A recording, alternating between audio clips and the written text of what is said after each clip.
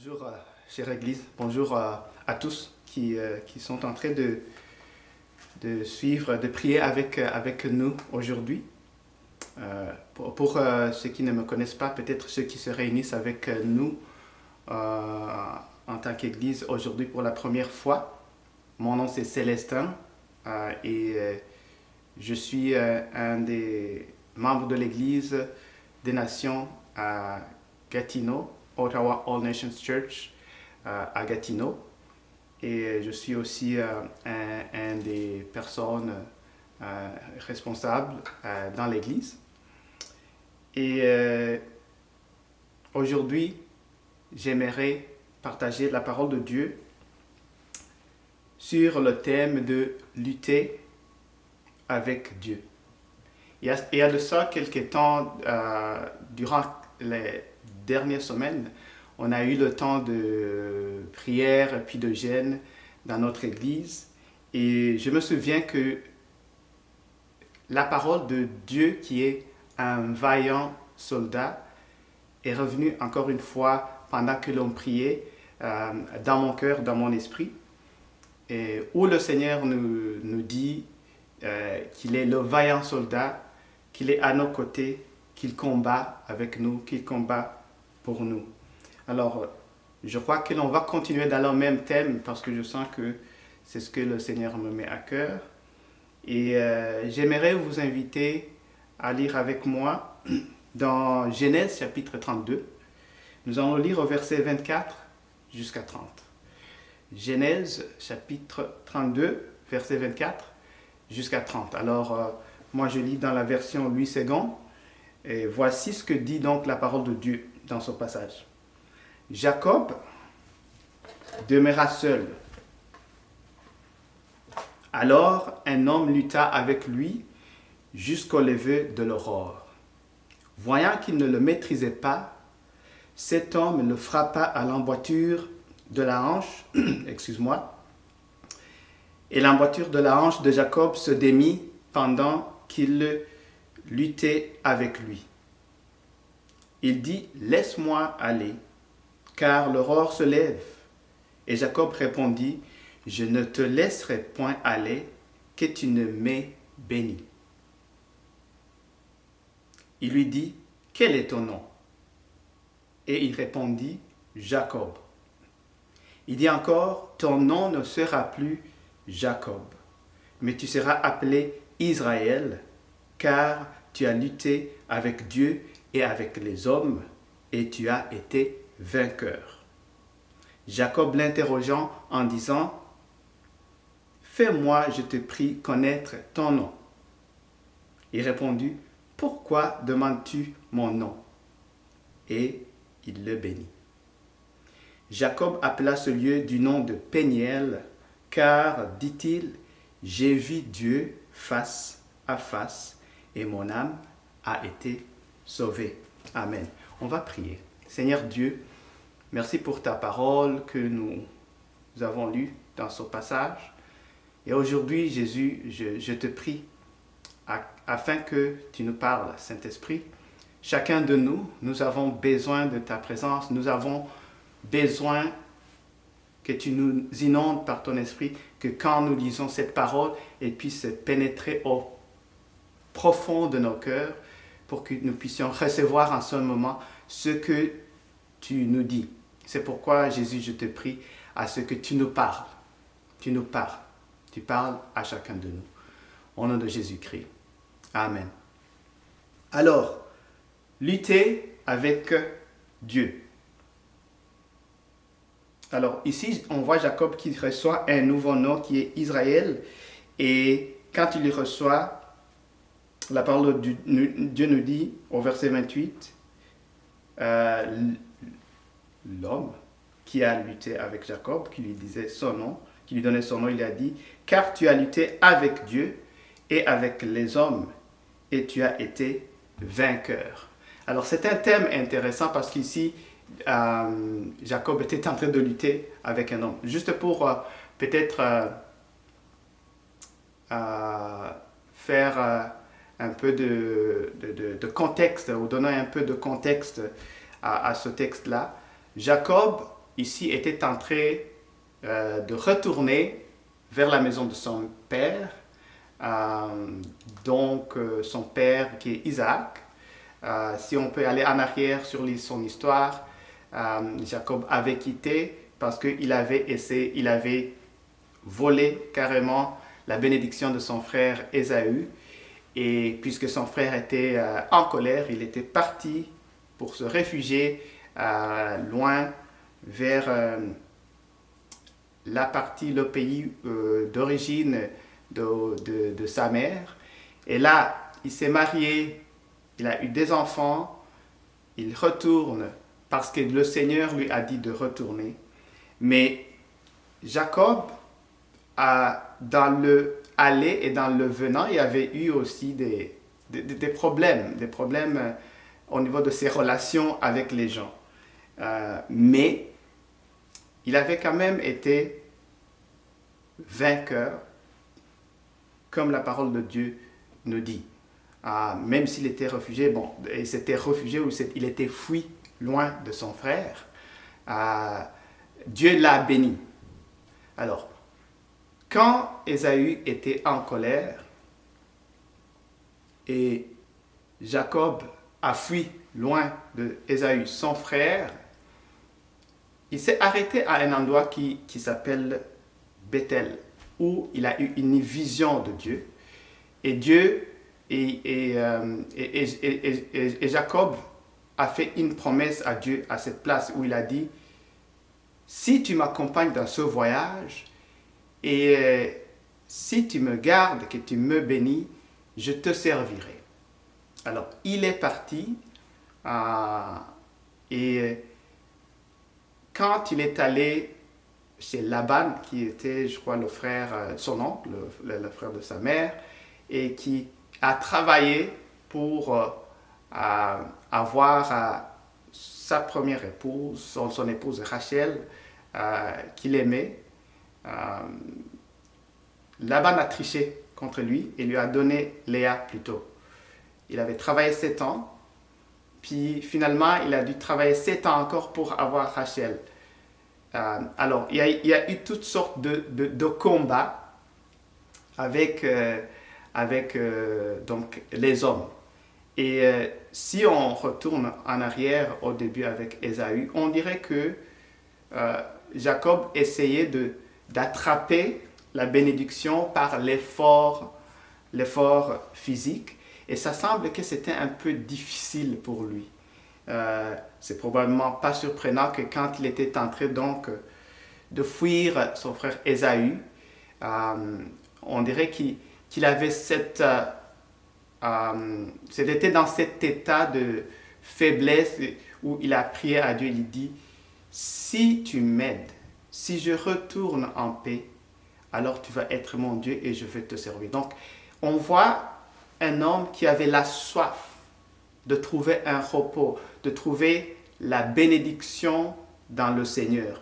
Mais au début, on voit aussi quand même un homme qui semblait essayer de lutter contre les hommes, lutter avec les hommes, chercher la bénédiction par sa propre force. Et c'est quelque chose qui peut nous arriver des fois, que on reçoit une promesse et des fois, on peut avoir tendance à vouloir s'en approprier par notre propre force. Dans le physique, si je peux le dire. Le nom Jacob signifie supplanteur ou tricheur. Donc, ça vient avec cette connotation de vouloir avoir cette bénédiction en trichant ou en luttant dans la chair, si je peux le dire comme ça. Mais on voit que Jacob quand même avait ce désir-là d'avoir la bénédiction de Dieu parce que à travers la parole de Dieu, on voit que il faisait cette promesse à Dieu et il a écouté la voix de Dieu quand Dieu lui a dit chez Laban, dit retourne dans la maison de ton père. Et puis il a suivi. Et c'est ici alors en cours de route que on le voit quand il est seul, puis il voit cet homme-là, puis lit avec cet homme. Alors, comme je disais, c'est intéressant parce que ça dit qu'il litait avec un homme, mais à la fin, la parole de Dieu nous dit que Jacob, il a dit,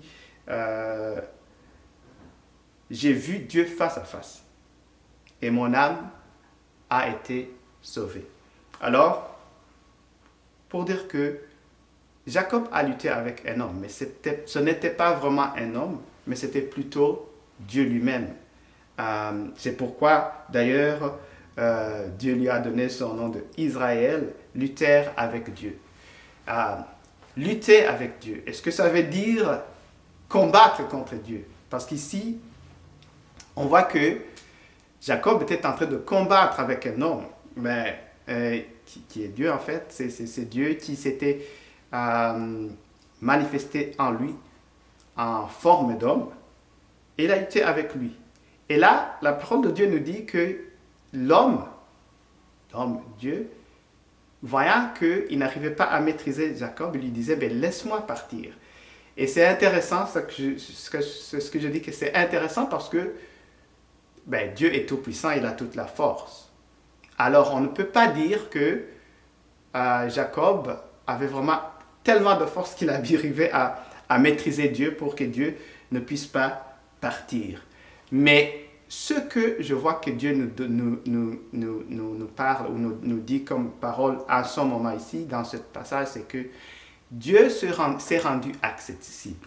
Il s'est rendu accessible à Jacob pour cette lutte-là, si on peut le dire. D'abord, premièrement, parce que Dieu, la parole de Dieu nous dit que les cieux, ce sont les demeures de Dieu et la terre, c'est son marchepied. Alors, si Dieu, nous savons que Dieu il est partout, mais il est aux cieux. S'il ne s'était pas manifesté lui-même comme ça, Jacob ne l'aurait pas vu. Et s'il n'avait pas pris cette forme d'homme, il n'aurait pas été accessible à Jacob pour lutter avec lui. Donc, Dieu lui-même s'est manifesté, s'est rendu accessible à Jacob. Et Jacob, dans cette rencontre avec Dieu, il a compris, malgré que l'on voit qu'il commence à poser des questions, il dit, vers la fin en fait, il dit, dis-moi ton nom. Mais on voit que dans le lutte, il semble que, en fait, Jacob voulait le retenir. Ce n'était pas apparemment pour le frapper, pour infliger des coups. Non, on dirait, en anglais, le mot qui est utilisé, c'est to wrestle. C'est vraiment maîtriser quelqu'un, le retenir dans une place. Et donc, on voit qu'il avait compris, Jacob, que ce n'était pas un homme avec qui il luttait, mais que c'était, si on peut dire, un homme, mais c'était Dieu qui avait une bénédiction dans cette lutte-là. Alors, il n'a pas lâché prise. Il est resté là et il a dit, je ne te laisse pas partir jusqu'à ce que tu m'aies béni. Et je crois que c'est là vraiment que je vais insister sur ça en regardant où est-ce que nous sommes en tant qu'Église. Quels sont les désirs que Dieu a mis sur nous, dans notre cœur. Durant les dernières semaines, les derniers mois, on est dans la prière, on a pris le temps de jeûne, prière, études bibliques. Et j'aimerais nous encourager à continuer dans cette force-là, dans cette lancée, pour chercher Dieu, pour le saisir, si je peux le dire, parce qu'il se rend accessible à nous. La parole de Dieu nous dit que c'est lui qui nous a cherchés, ce n'est pas nous qui sommes allés le chercher. Nous le savons d'ailleurs, je crois que ça nous donne une image aussi de ce que nous avons actuellement dans notre vie. En tant que chrétiens, nous avons reçu Jésus, et Jésus lui-même, étant Dieu, est venu sur la terre dans la forme humaine, se rendant accessible à nous. Et après, quand il a remporté la victoire en tant que vaillant soldat pour nous, il a envoyé son Saint-Esprit pour être avec nous.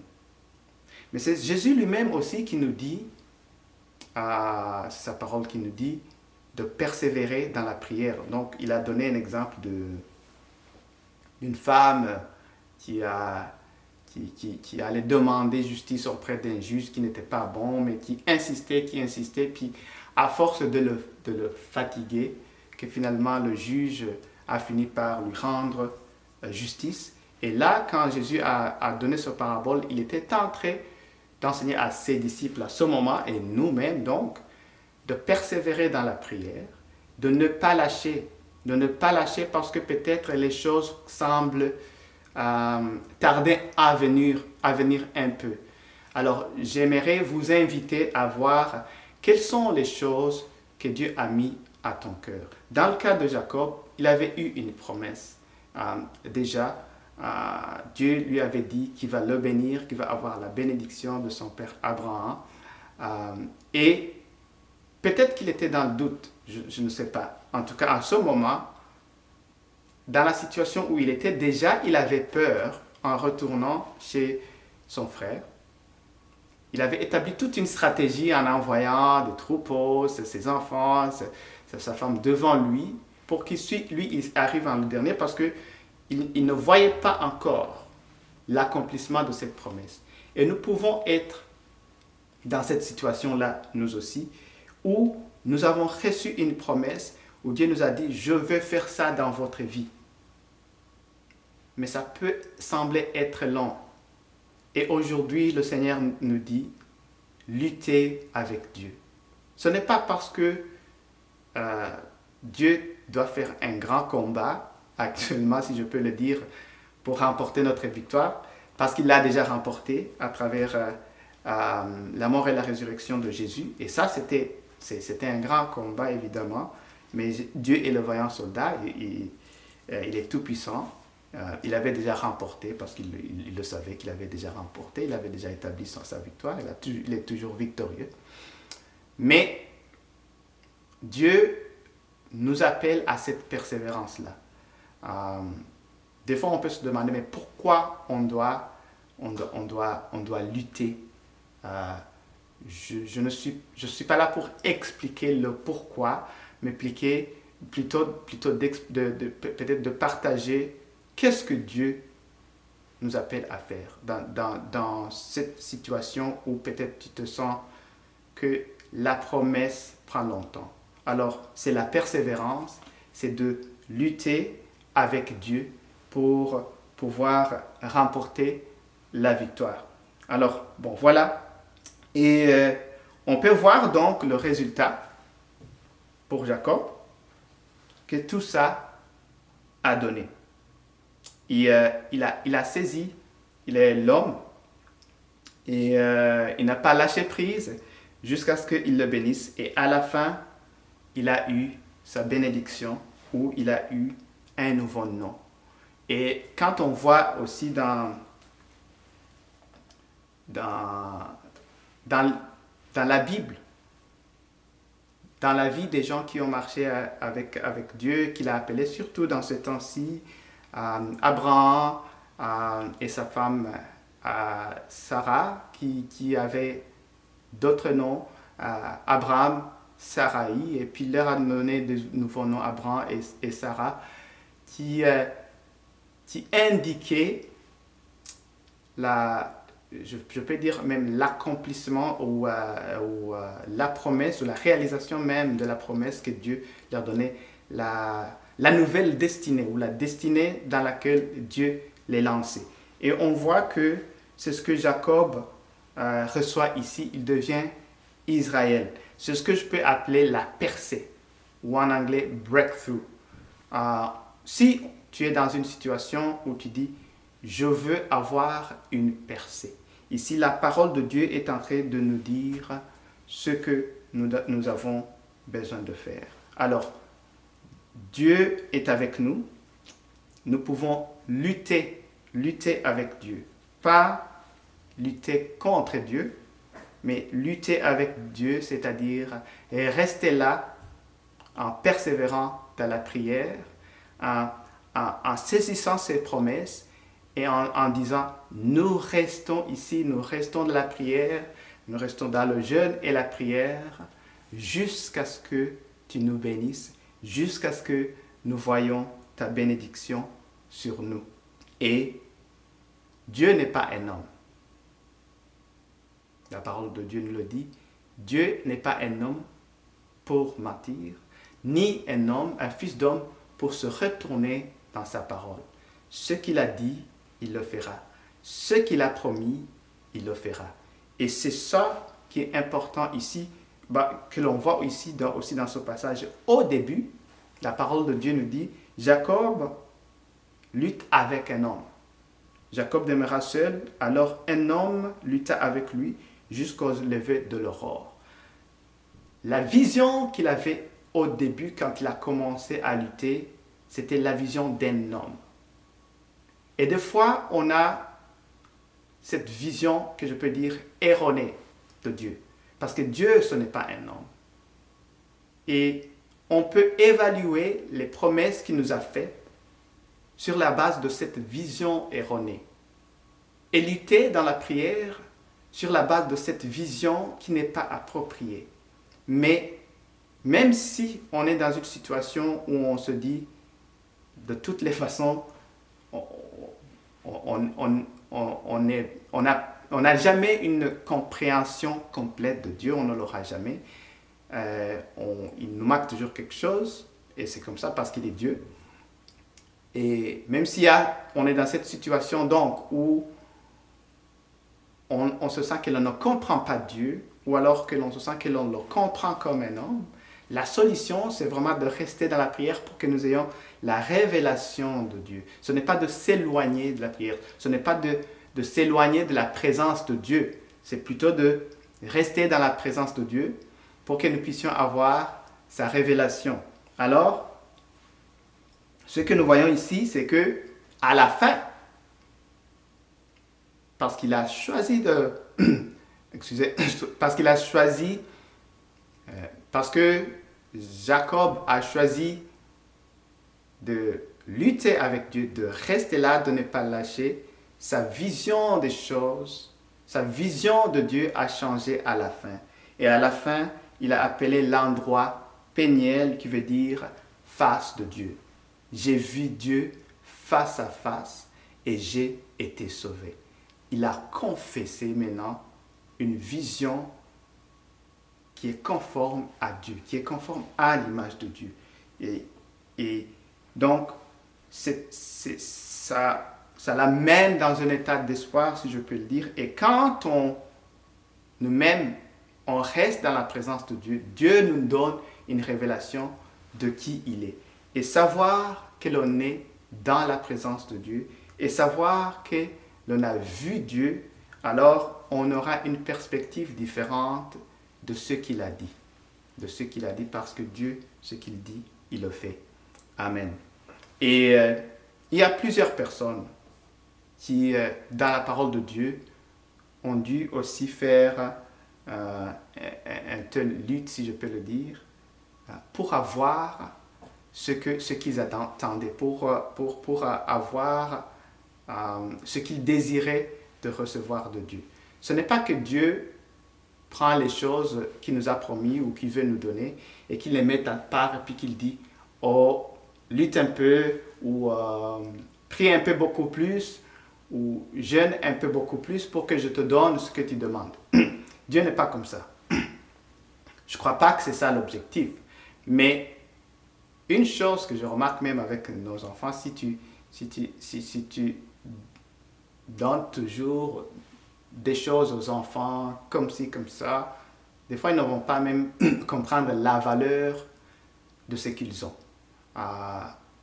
Je crois que quand Dieu nous appelle à faire la prière, à persévérer dans la prière, à lutter avec lui, ce n'est pas parce qu'il veut tarder de nous bénir, mais, et là je dis ça sans prétendre que je suis en train d'expliquer ce que Dieu pense, parce que je ne peux pas expliquer ce que Dieu pense, mais on peut regarder ça de notre côté. Qu'est-ce que ça fait en nous? qu'est-ce que ça développe en nous? Je crois que la confiance en Dieu est quelque chose qui se développe quand nous restons en Dieu, nous prions, nous jeûnons et que nous recevons finalement de Dieu. Il y a une certaine, c'est plus facile, si je peux le dire, de rattacher ça à la provision de Dieu. Et c'est ça la relation, je crois que Dieu veut avoir avec nous. C'est Dieu qui pourvoit pour nous et non pas Dieu qui est notre fournisseur. Donc, pas qu'on fait la demande puis il nous donne, un peu comme dans le commerce où il y a un acheteur puis qui va faire une commande et faire une liste de toutes les choses qu'il veut et le fournisseur doit lui fournir toutes ces choses. Ce n'est pas cette relation que Dieu veut avoir avec nous, mais c'est la relation de notre Père qui pourvoit pour nous, qui connaît déjà nos besoins et non pas un fournisseur à qui on donne une liste des choses puis dit, bon voici, donne-moi ça et tu me dois ça. Et d'ailleurs, dans nos jeûnes et prières récemment et dans nos prières, Dieu nous a parlé à propos de ce sens-là de, comment dire en français, entitlement, où on se sent que Dieu nous doit quelque chose. Oui, Dieu a promis qu'il va être là pour nous, qu'il va nous bénir, mais c'est par la grâce. Tout ce que nous recevons de Dieu, c'est par la grâce, c'est pas par notre mérite. Et donc, ce qui fait que Dieu nous bénit, ce n'est pas non plus même l'étendue ou la longueur de nos prières ou de nos jeûnes, mais c'est, ou de notre combat spirituel même. Mais quand Dieu nous appelle au combat spirituel, en prière, en jeûne, en lecture de la parole, c'est parce que cela va nous construire dans ce qu'il veut que nous soyons afin d'accéder à toutes les choses qu'il veut que nous ayons pour son royaume et de pouvoir évidemment le valoriser, l'utiliser pour la gloire de son nom. Je veux terminer avec ce passage en Matthieu, chapitre 15. Nous allons lire du verset 21 à 28, où on trouve un autre exemple d'une personne qui a lutté avec Dieu. Alors, je vais lire directement. Matthieu 15, 21.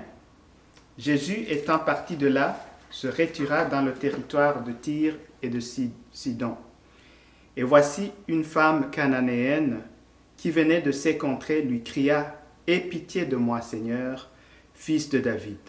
Ma fille est cruellement tourmentée par le démon. » Il ne lui répondit pas un mot, et ses disciples s'approchèrent et lui dirent avec instance, « Renvoie-la, car elle crie derrière nous. » Il répondit, Jésus répond à la femme, « Je n'ai été envoyé qu'aux brebis perdues de la maison d'Israël. » Mais elle vint se prosterner devant lui, disant, « Seigneur, secours-moi. » Donc là, elle demande pour la deuxième fois. Et Jésus répondit, « Il n'est pas bien de prendre le pain des enfants et de le jeter aux petits chiens. » La femme qui répond, « Oui, Seigneur, dit-elle, mais les petits chiens mangent les miettes qui tombent de la table de leur maître. » Alors Jésus lui dit, « Femme, ta foi est grande, qu'il te soit fait comme tu veux. » Et à l'heure même, sa fille fut guérie. Je vais nous laisser méditer sur cette parole, vous pouvez la lire encore, mais ce que je trouve impressionnant dans cette parole, c'est la persistance de cette femme-là. Bien sûr que Jésus savait ce qu'il allait faire, et il n'était pas en train d'essayer de l'insulter en le comparant à de petits chiens, mais c'est surtout son attitude, malgré peut-être l'incompréhension qui peut sortir de ce que l'on entend dans la parole. Des fois, on peut avoir l'impression que la parole est en train de nous décourager. Mais c'est pas ce que la femme ici a fait. Et il y a des fois où ça s'est passé pour d'autres personnes avec les paroles de Jésus. Par exemple, quand il a dit, à moins que vous mangez de ma chair et buvez de mon sang, vous n'avez rien à faire avec moi, ou vous n'avez pas de part. Vous n'avez pas de part avec moi. Et il y en a des gens qui sont partis à ce moment, mais il y a d'autres qui sont restés, les disciples qui sont restés, qui eux ont dit, mais où irions-nous, Seigneur? Parce que tu as les paroles de vie. Et nous avons vu et nous avons cru que tu es le Christ, le Fils de Dieu. Ceux qui sont restés, ces disciples-là, c'est eux qui ont été une bénédiction pour nous, qui ont propagé la bonne nouvelle avec des miracles, des prodiges, parce qu'ils ne se sont pas arrêtés à l'incompréhension du moment des paroles que Jésus avait dites et de raisonner dans leur propre intellect, mais ils ont laissé la révélation qu'ils ont reçue déjà au début. Ils ont tenu fort sur cette révélation de Jésus qui est Dieu, qui est là, qui nous aime, qui les aime, et ils ont construit leur foi sur ça, et ils ont vu des miracles. Soyons des gens qui construisons notre foi, notre lutte spirituelle sur la révélation de Jésus, Fils de Dieu, que nous avons reçu. Et s'il y a de l'incompréhension quelque part, d'une parole que tu lis, je prie que le Seigneur te révèle, qu'il te fortifie, qu'il te montre qu'il est là pour toi. Le vaillant soldat qui vient et qui est là pour toi et non pas contre toi. Jésus est pour nous, Dieu est pour nous, et nous pouvons lutter avec lui, avec foi, parce que nous savons que nous avons la victoire en lui. Amen. Que Dieu vous bénisse. Nous allons prier ensemble, et je te prie d'ouvrir ton cœur pour que le Seigneur te fortifie. Là où peut-être tu te sentirais que tu as relâché un peu, le Seigneur ne nous condamne pas, que nous puissions nous remettre au travail, si je peux le dire, nous remettre dans le combat et avoir confiance dans les promesses de Dieu, parce qu'il n'est pas un homme pour mentir. Ce qu'il a dit, il le fera.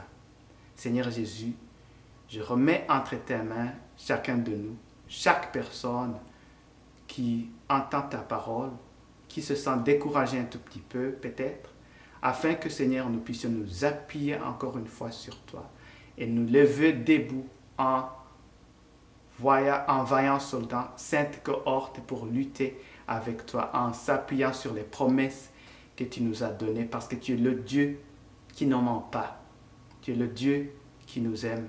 Et Seigneur, donne la force à ceux qui ont le cœur ou l'esprit languissant en ce moment, afin que Seigneur, nous puissions tous ensemble voir ta gloire sur la terre des vivants, dans nos vies, jour par jour, et avoir cette paix et cette confiance dans tout ce que nous traversons, que nous allons voir ta gloire, nous allons voir tes prodiges et tes grandes choses dans notre vie, dans nos familles et dans l'Église et dans le monde qui nous entoure.